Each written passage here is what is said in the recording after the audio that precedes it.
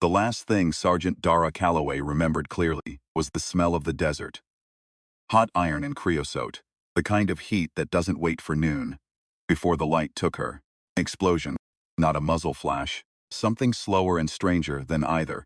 A shimmer in the air like gasoline fumes over a summer road, except the road was a dry lake bed 40 miles east of the Gallows Station garrison. And the shimmer was vertical, and the light that came out of it turned her inside out without ever touching her skin. She woke up in a ditch 14 hours later, with her weapon, her dog tags, her right boot, and absolutely no memory of the previous 72 hours. The Army called it a stress episode. Her commanding officer used the phrase, combat-adjacent psychological disorientation. The base doctor gave her a pamphlet. What none of them said, what she could feel in the hollow behind her sternum where certainty used to live, was that something had come back with her. Not a thing you could weigh or scan, more like a second shadow. A passenger she couldn't see in the rearview mirror, no matter how sharp the turn. That was 8 months ago. Shh. Now she was standing in the cargo hold of the Meridian, the Vorkai flagship. And she was the last human being left standing on the ship. And she was trying to remember the tune her grandmother used to hum while boiling water on a camp stove in the high desert of New Mexico. She couldn't get it. She got close. Then it slid away. The way things do when you're coming apart at the seams and trying to hold yourself together with the tune itself. Underneath her boots, through 50 meters of reinforced hull, the Pacific burned. The Vorkai had arrived 11 months ago. That was the official timeline. The one the Interstellar Defense Consortium stamped on briefings and press releases and the sides of ration cans. 11 months since first contact.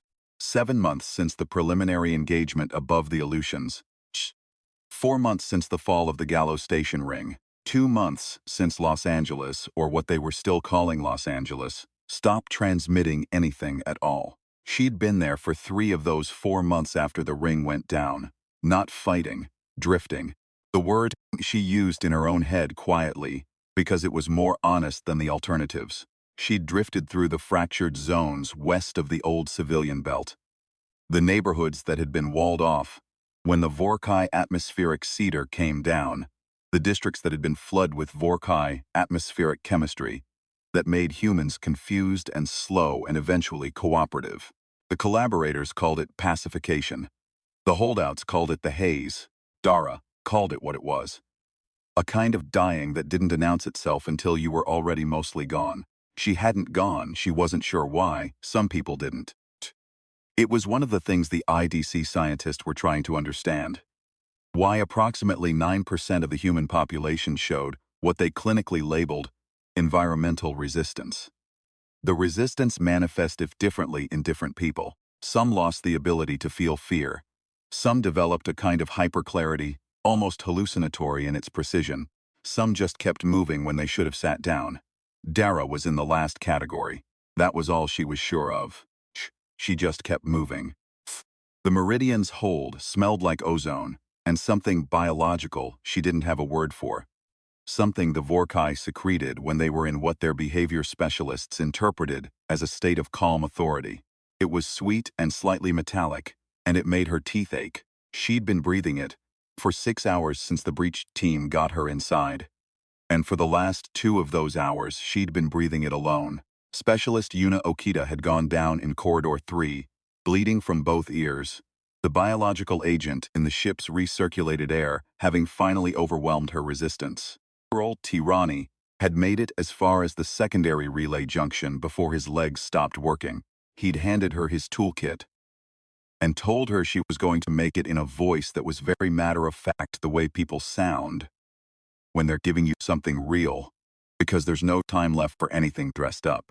She'd told him she'd see him on the other side. She wasn't sure which side she meant. The other she didn't track in her mind right now. There was a way of holding certain things at the very edge of consciousness. Not denying them. Not forgetting them. Just keeping them at the edge, so you could keep your hands steady. She'd learned it in training. She'd refined it in the ditch east of Gallows Station. She used it now. The device she was carrying had no name, she'd been told. Only a designation, Package 7. It was the size and approximate weight of a large brick.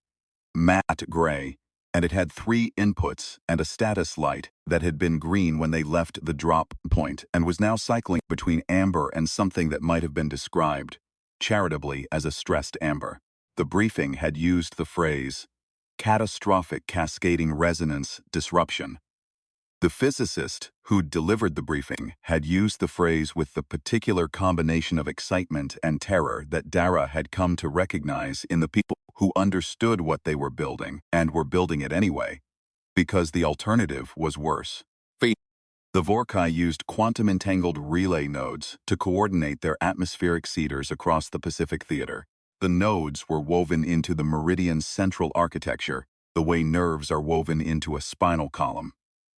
You couldn't target one without the others, which was why 14 previous attempts to disrupt the seeder network had failed at the hardware level. Package 7 didn't target the nodes, it targeted the entanglement itself. It introduced a specific pattern of interference into the quantum substrate that the nodes used to communicate, pattern that the Vorkai's own technology would interpret as a coherence error and attempt to correct by pulling more energy from the relay network, which would cause a larger coherence error, which would trigger a larger correction pull, on and on in a loop that the physicist had described, with that particular smile people wear when they're proud of something they're also afraid of, as self-consuming. What she hadn't told Dara in the briefing. What Dara had learned from Tafrani on the insertion boat. Tarani, who had a habit of reading classified technical annexes for entertainment, was that the self-consuming resonance cascade would also propagate backward through the entangled network to every Vorkai command vessel that shared a relay protocol with the Meridian, which was most of the Pacific Fleet, which was, in the slightly understated language of the technical annex, a significant portion of the operational theater command infrastructure. Dara kept moving. The Vorkai she passed in the corridors were not what she'd expected. She'd seen them through scopes and through helmet cameras, and through the distorting lens of the intelligence photographs that made everything look vaguely monstrous. Because the photographers were afraid. Close, they were smaller than the photographs suggested. Not small, none of them were small. They stood close to 2.5 meters, and their secondary limb structure gave them a width that made the corridors feel tight, but smaller than the idea of them.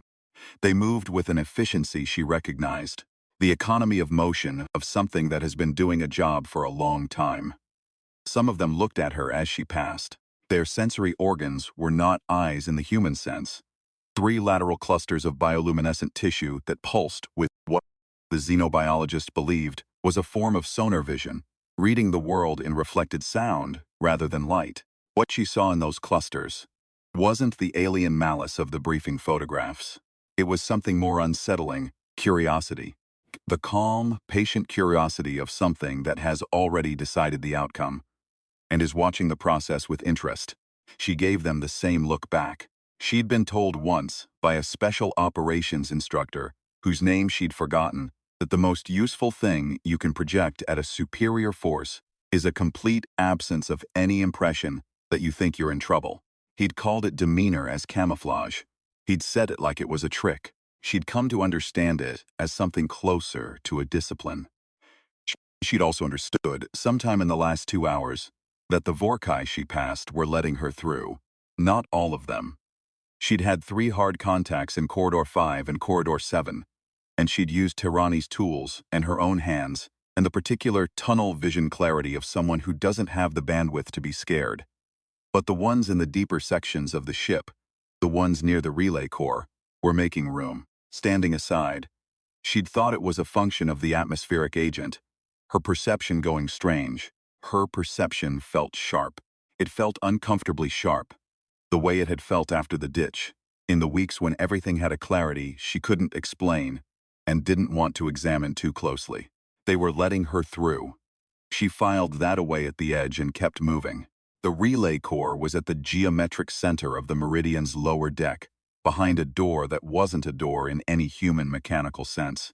More a membrane, organic and slightly iridescent, that yielded when she pressed against it, with the kind of tired flat-handed persistence that she'd learned from years of pushing through things that didn't want to open. It yielded. It always came down to persistence. The core room was large and circular and filled with a sound like rain on a tin roof translated into a frequency that bypassed the ear and went directly into the chest. The relay nodes, she could see them now, a constellation of crystalline structures suspended in a framework that looked grown rather than built, each one pulsing with a slow blue-white light, were arranged in a pattern that the Zeno architecture unit had described as organically emergent, and which Dara, who had grown up in the high desert and spent a lot of time looking at things that grew without planning, recognized as the same basic logic as a river system. And everything flowing toward a center. Everything connected to everything else at the root. She stood in the middle of it for a moment. She was aware that she was probably supposed to feel something large here. The briefings had a certain shape to them, a rhetorical architecture that implied a corresponding emotional architecture in the soldier receiving the information.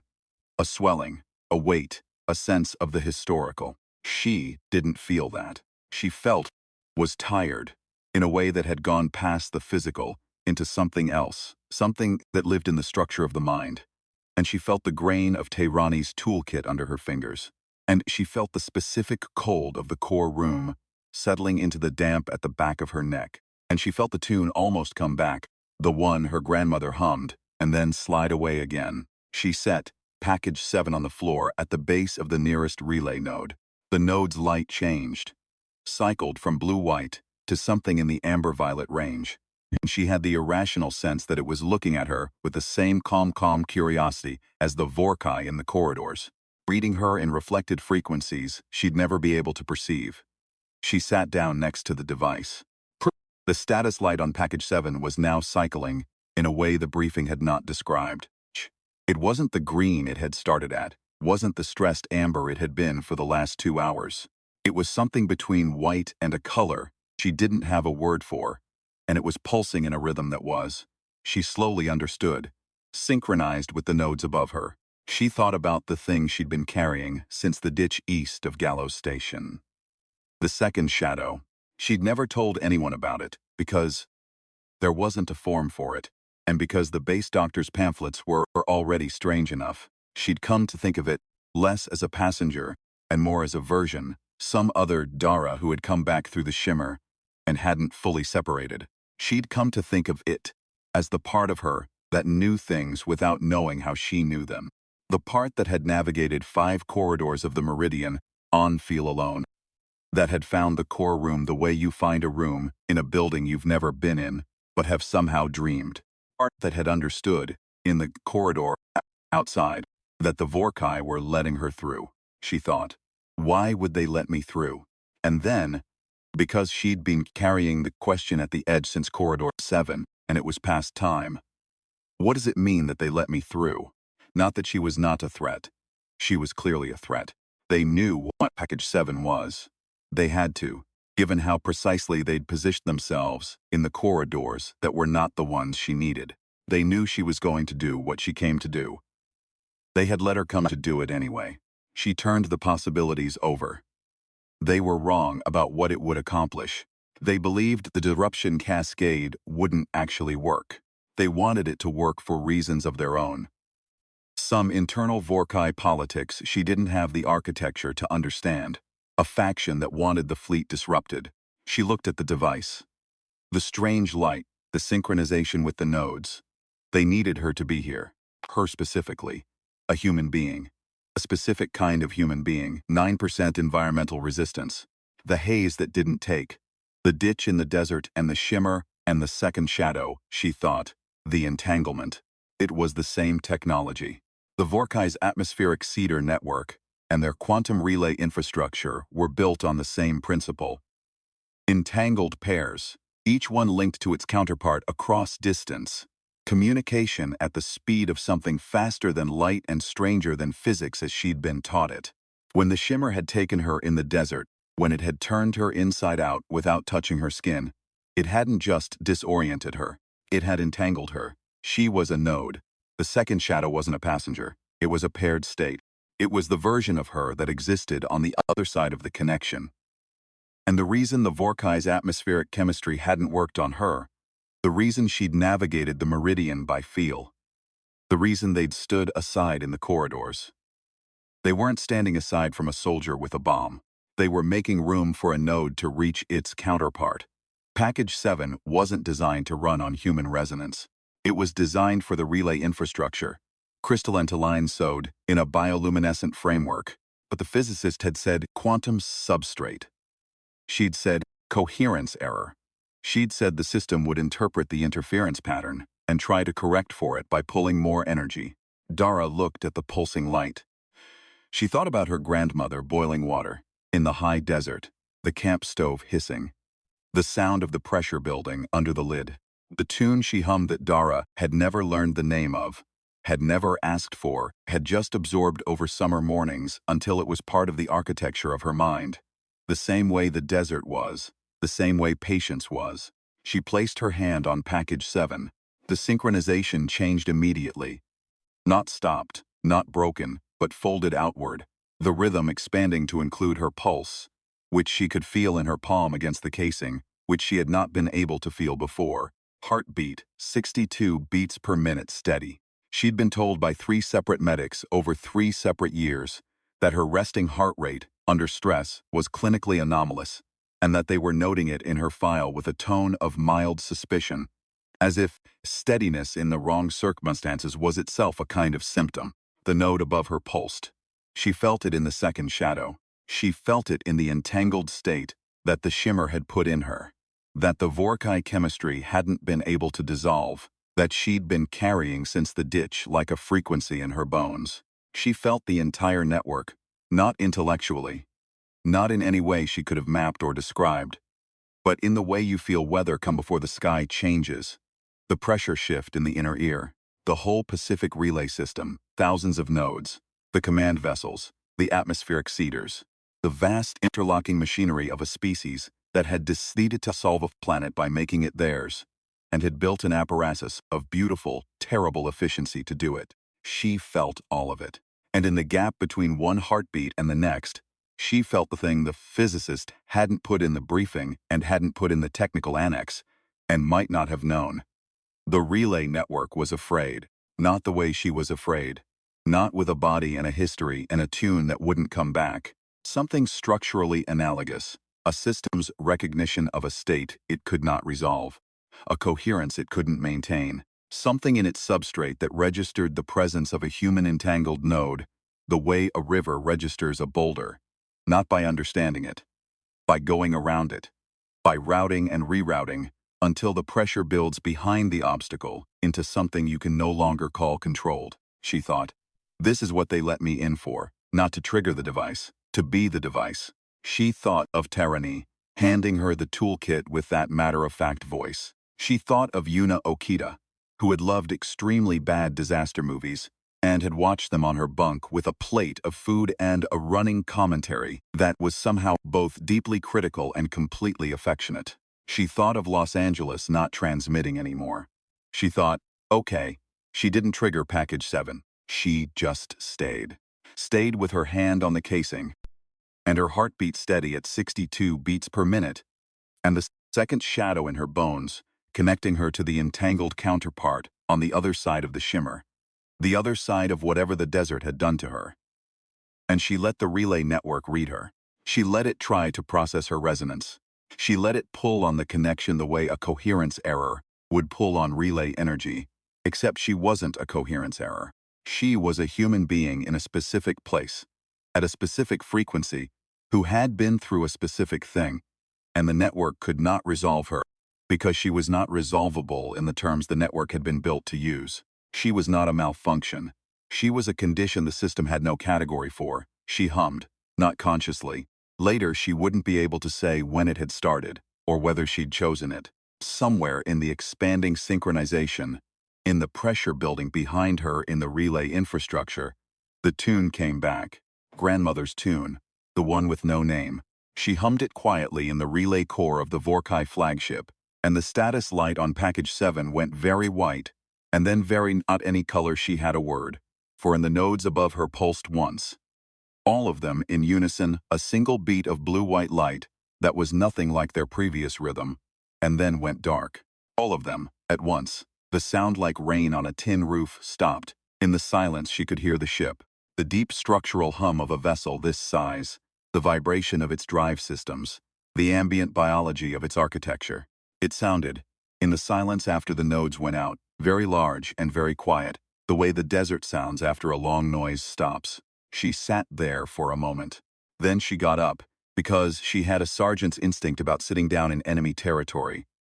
It was acceptable as a tactical pause and inadvisable as a permanent condition. And she picked up Tehrani's toolkit, and she walked out of the core room. The Vorkai in the corridor outside were not making room anymore. They were still. All of them, in postures she'd never seen in any briefing photograph or surveillance footage. A posture she had no framework to interpret, but which her body read. The way her body had been reading things since the ditch, as grief. Or the nearest Vorkai architecture to grief. The lateral sensory clusters dark, the secondary limbs drawn in. A stillness that was not the stillness of waiting. She walked past them. She walked through corridors 5 and 3, and down the maintenance shaft her team had used for ingress, which was a long and extremely uncomfortable passage, through spaces not designed for human proportions, and she emerged on the outer hull in the pre-dawn air over the Pacific, which smelled like salt and smoke and the distant char of something large burning on the surface, which she didn't look at. She activated her emergency beacon. She sat on the hull of the Vorkai flagship and looked at the ocean and tried the tune again, and this time it came. Not perfectly. There were gaps. Places where she couldn't find the next note and had to bridge them with something adjacent, something close enough. But it came. She hummed it quietly, in the pre-dawn dark, and below her on the burning Pacific. The relay network was dark and the atmospheric cedars were dark. And somewhere to the west, she knew the way you know weather coming. The haze was beginning to lift. It would take time. The cedar arrays had been running for 7 months and the atmospheric chemistry didn't clear overnight. It would take time for the haze to thin enough for people to start remembering what their own minds felt like. It would take time for the collaborative zones to stop being collaborative. It would take time for Los Angeles to start transmitting again. She had time. That was the thing. She'd been in the ditch, with nothing but time. And she'd come through that. And she'd been in the fractured zones for months with nothing but forward motion. And she'd been in the corridors of the Meridian with nothing but Tehrani's toolkit and 62 beats per minute. And she was still here. Humans who could hold their shape against things that tried to erase them. The 9%. The ones who kept moving. The ones who hummed their grandmother's tunes in the relay cores of enemy flagships, because the alternative was silence. She was aware that this was probably not the end. She had no illusions about the Vorkai capacity for adaptive response. No certainty that what she'd done would hold. No guarantee that the fleet wouldn't reconfigure its relay architecture within weeks and begin again. She had a functioning emergency beacon and no extraction team and approximately 2 liters of water and a toolkit that had already done more work than it was rated for. She also had the knowledge. Not the briefing kind, not the kind with citations and technical annexes, but the bone knowledge, the second shadow knowledge. That the network had read her and not been able to resolve her, and that the Vorkai who had stood in the corridor in their posture of something like grief were standing that way because they understood what had happened more clearly than she did. She'd been in their system. She'd been an entangled node in their quantum relay infrastructure. And she'd been there as herself, not as a weapon, not as a disruption pattern, not as a coherence error, but as a specific human being with a specific frequency, and a tune with no name that her grandmother had never explained. And the system had gone quiet, destroyed, not dismantled, quiet. The way things go quiet, when they encounter something they weren't built to handle, and can find no instruction for, she thought. That's going to have to be enough for now. The beacon's light blinked steady orange against the brightening sky. Below, on the Meridian's hull, a Vorkai emerged from a lower access port. Tall, secondary limbs folded, sensory clusters doing the slow pulse she'd come to understand as a kind of looking, stood 20 meters from her and did not approach. She watched it. It watched her. The lateral clusters cycled through a color she'd never seen in any briefing. Not the amber violet of curiosity. Not the blue-white of the relay nodes at rest. Something in a range she had no analog for. Something that her body read the way it read the desert before weather. As a thing that had been present for a long time without a name. She didn't know if what she felt looking at it was pity or recognition or simply exhaustion. She nodded at it anyway. The way you nod at something that has tried to erase you and failed. Not with triumph. Because triumph was what people felt when they thought they were done. And she had the bone knowledge that she was not done, but with the flat, honest acknowledgement of two things that had been in the same room with a large truth, and had come out the other side of it still standing. The Vorkai did not nod back. She hadn't expected it to. She turned away and watched the ocean, and hummed the tune, and waited for extraction. And the Pacific burned quietly below her, in the early light, and somewhere to the west the haze was thinning, and the city that had stopped transmitting was already, molecule by molecule, beginning to remember itself. She'd been in the ditch. She'd come through. There was something after the ditch. There was always something after the ditch. That was the thing about humans, not the big heroic thing, not the speeches, not the flag planting, but the relentless, almost impolite insistence on continuing. The 62 beats per minute in the relay core of the enemy flagship. Tune with no name in the silence after the nodes went out. The nod to the thing that tried to erase you. The 9%. The ones who couldn't be Hayes, she waited. The extraction team found her 40 minutes later, a 3-person boat that came in fast and low, and whose crew chief, a young man named Specialist Alvarado, who had the particular expression of someone who has been briefed on a mission's probable casualty rate, and is genuinely surprised by who he's picking up, said, before anything else, Sergeant Calloway, in a tone that managed to contain about 6 different things at once. She got in the boat. She didn't say anything for a long time. The ocean moved. The sky lightened. The Meridian sat behind them, on the water. Dark and enormous, and for the first time in the 7 months since the fleet arrived, profoundly still. Relay networks down, Alvarado said. Not quite a question. Yeah, all of it, she looked at the water. Ask the physicist, she said. The boat ran west. In the zones where the haze had been thickest. The blocks west of the old civilian belt. The flooded districts. The neighborhoods that had been walled off and quieted and gradually unmade. People were sitting up. Fully awake, not yet. The chemistry took time to clear. Sitting up. The way people sit up from a long sleep and look at the light coming through a window and try to remember what the light means. The way people sit up and find, to their own mild surprise, that they are still themselves. It would take time. It was already beginning. Calloway sat in the bow of the extraction boat and listened to the engine and thought about Tehrani, telling her she was going to make it. And she thought about the relay nodes, going dark all at once, that single blue-white pulse and then silence. And she thought about what it meant that a species capable of building that kind of beauty. Because it was beautiful. She'd felt it in her bones, the vast interlocking elegance of the entangled system. Had encountered one human being with an anomalous resting heart rate and a tune she'd never learned the name of, and had gone quiet, she thought. They're not done. Neither are we, she thought. I should find out what that tune is called. She looked at the water until the city's lights came into view on the horizon, and she kept looking at it all the way in. The debriefing took 4 hours and was held in a converted warehouse in what had been the port of Long Beach, and was now the IDC's Pacific Operations Staging Area, a designation that sounded temporary and had been in place for 9 months. The walls still had cargo markings stenciled on them. There were folding tables and a whiteboard and a coffee urn that produced something that was not quite coffee and not quite anything else, and was consumed in large quantities regardless. There were 11 people in the room. Dara knew 3 of them. The others had the look of people who had traveled a significant distance to be in this room, which meant they were the kind of people who got briefed on things before they happened, and then needed to be briefed again after they happened, which meant they had things to account for. She drank the not-quite coffee and answered the questions and gave the account. She did not editorialize.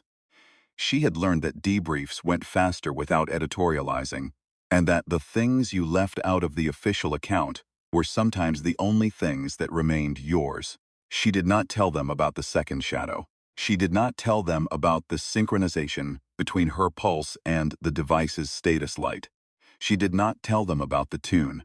She told them about Package 7's deployment, the relay node configuration, the point of contact, the timing of the cascade. She told them about the Vorkai postures in the corridor after the nodes went dark, described them in the flat clinical language that debrief reports required. She told them about the single Vorkai on the hull, and the fact that it had not approached and had not acted in any way she could classify as threatening. One of the people she didn't know, a woman in civilian clothes, with the bearing of someone who had once been military and had decided to stop announcing it, leaned forward at that point and said, "You made eye contact with it." I acknowledged its presence. For approximately, she checked something on her tablet, 3 minutes and 40 seconds according to your beacon telemetry. That sounds right. What were you thinking during that time? Dara looked at her. The woman had the specific patience of someone who asks questions for a living and has learned that silence is a more useful tool than most. I was thinking it looked like something that had lost something, Dara said. The woman wrote something down. Sergeant Calloway. This from the man at the head of the table, Dr. Vance Petrie, the IDC's head of xenobehavioral analysis, whom she'd met twice before and who had a quality of attention she'd come to respect. He listened to the parts people tried to skip. In your assessment, not your official assessment, your assessment, what was the nature of the Vorkai's posture after the relay failure? I told you, adjacent. But you're not a xenobehaviorist. No.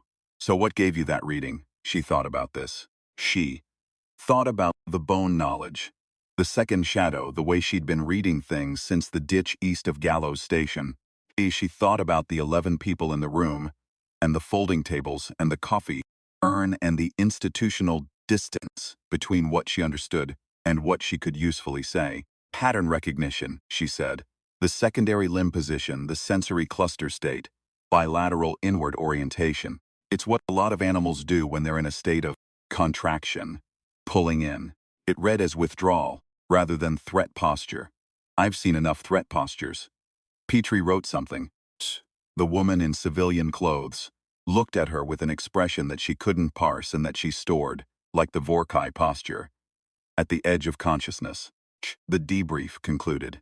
She was the bunks in the staging area's temporary quarters block and told to remain available for follow-up questions. She took a shower that lasted until the water ran cold, which in the staging area's systems was approximately 4 minutes. And she lay on the bunk and looked at the ceiling and did not sleep for a long time. She thought about what Petrie had asked her, not about the relay failure. They'd been thorough there.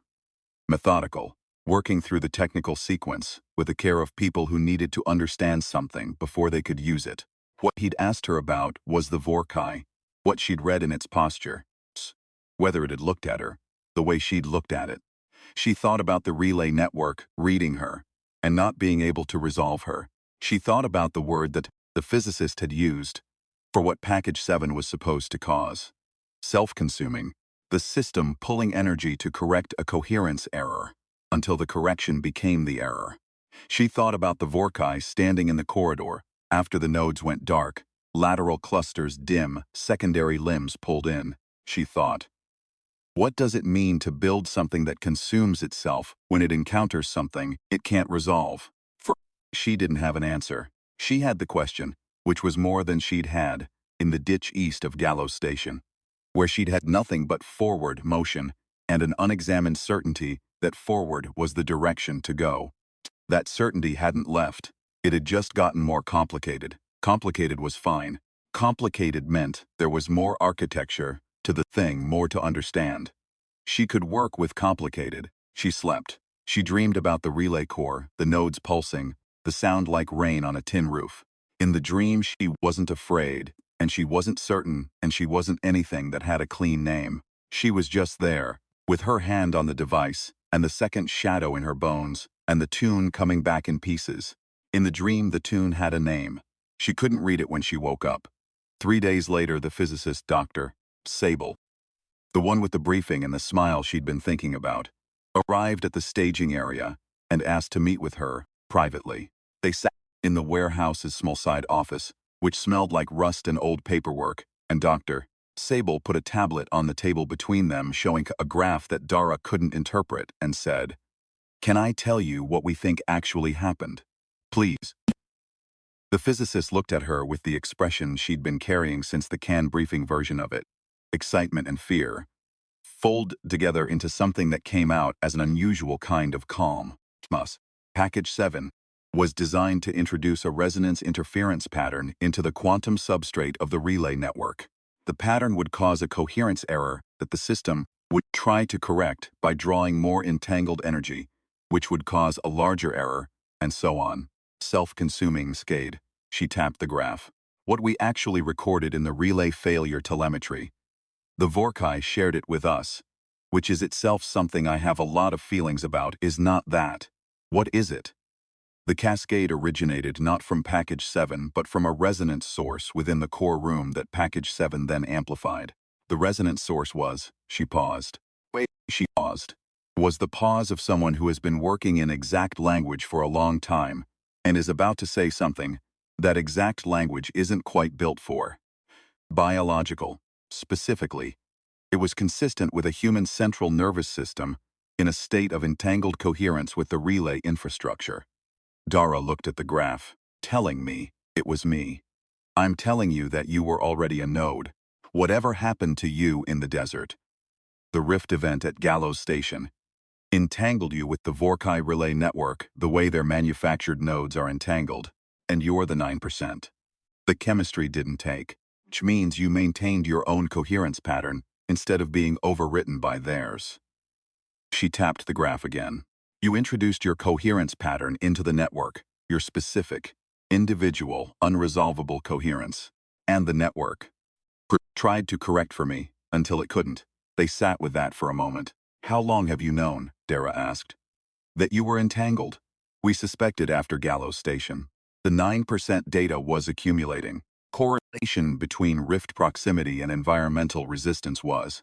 She made a gesture that meant, obvious in retrospect, the way things always are. We didn't know you were this deeply entangled until we saw the relay failure telemetry. Dara thought about the 11 people in the debrief room. The woman in civilian clothes, who'd asked about the 3 minutes and 40 seconds. Was the mission designed around this, around me? No, a pause that was its own kind of answer. The mission was designed around Package 7. You were selected for the team on the basis of your environmental resistance and your prior infiltration experience. But someone knew. Dr. Sable looked at the table. Someone suspected. There's a difference, and I understand if it doesn't feel like one. It didn't feel like one. Dara filed that in the part of her mind that was not at the edge, the center, the core, the part that would eventually need to be dealt with, and said, what does it mean going forward? The entanglement, am I still? We don't know. The relay network is partially rebuilt. Vorkai adaptive response, as expected, faster than we hoped. The new architecture is different. We don't know if the entanglement persists or what its character is with the reconfigured infrastructure. Dr. Sable looked at her with the excitement and fear expression. What we do know is that you are, as far as we can determine, the first human being to have interfaced directly with Vorkai quantum relay infrastructure and survived. As a weapon. She stopped as a what? As a coherence source. As something the system encountered and couldn't categorize and couldn't erase. She closed the tablet. I don't have the right word for it. Neither do I, Dara said. She left the staging area 2 days later, reassigned to a forward observation post 30 miles north, which was a polite way of saying she was being kept in theater and in proximity to whatever came next, while the people with the tablets and the whiteboards decided how to proceed. The observation post was a converted hotel on the edge of the thinning haze zone, staffed by a rotating crew of 12 who took readings and transmitted them, and occasionally went into the zone to take closer readings, which was the kind of work that required the 9% or something like it. She climbed to the roof and watched the light come up over the city. Not Los Angeles in the before sense, not the city of 3 years ago. Los Angeles as it was now. Partially dismantled by 7 months of occupation, the skyline interrupted, some buildings dark and sealed, others showing lights in windows that had been dark for months. People coming back to themselves. People who had been sitting down, beginning, tentatively, and then less tentatively, to stand. The haze still lay over the western districts. She could see it from the roof. A visual effect more than anything. A slight change in the light quality over those blocks. A flatness where there should have been shimmer. It was lifting, slowly. She could track the lift from the daily readings, could watch the gradient moving, block by block as the atmospheric chemistry cleared. And the people in those blocks blinked and sat up and tried to remember who they were. She thought about what Dr. Sable had said. A coherence source. Something the system encountered and couldn't categorize and couldn't erase. She thought about the 9%. She'd been thinking about them differently since the meridian. Not as a statistical anomaly, not as a function of individual biology that happened to be resistant to a specific chemical agent, as something the Vorkai had miscalculated. They had built a system of beautiful, terrible efficiency, the atmospheric seeders, the relay network, the quantum entanglement infrastructure. And they had applied it to a planet with the confidence of something that had applied it before, to other places, and found it worked. And it worked. It worked on 91%. 9% it didn't work on. 9% maintained coherence. 9% hummed tunes in relay cores. 9% handed toolkits to the people behind them, with matter-of-fact voices, and moved forward when they should, sat down and had resting heart rates that alarmed medics, and made the Vorkai relay network fold back on itself, trying to resolve them. The Vorkai had not miscalculated the human capacity for violence or for strategy or for large-scale organized resistance. The IDC had all of those things, and the Vorkai had planned for them and absorbed them and adapted.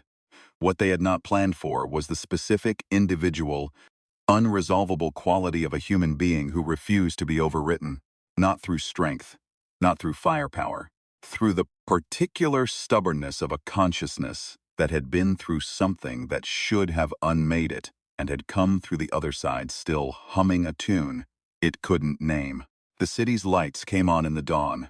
Not all of them, more of them than yesterday. She watched until the sun was up and the roof was warm, and the morning sounds of the staging area were audible below her. Voices, equipment, the particular rhythm of a forward position getting ready to work. And then she went downstairs and drank the not quite fifi and looked at the day's readings and went to work. The network was being rebuilt. The Vorkai were adapting. The work was not done. She had the bone knowledge. She had 62 beats per minute. She had the tune, which came back, now reliably, which she hummed, sometimes, without thinking about it, which her bunkmates had begun to pick up in pieces without knowing where it came from. She had the second shadow, which she was beginning to understand less as a passenger and more as a record. A record of the thing that had happened in the desert and everything that had come after. Frequency she carried, that the Vorkai network had read and not been able to resolve, and she was carrying still. There was something after the ditch. There was always something after the ditch. She was it.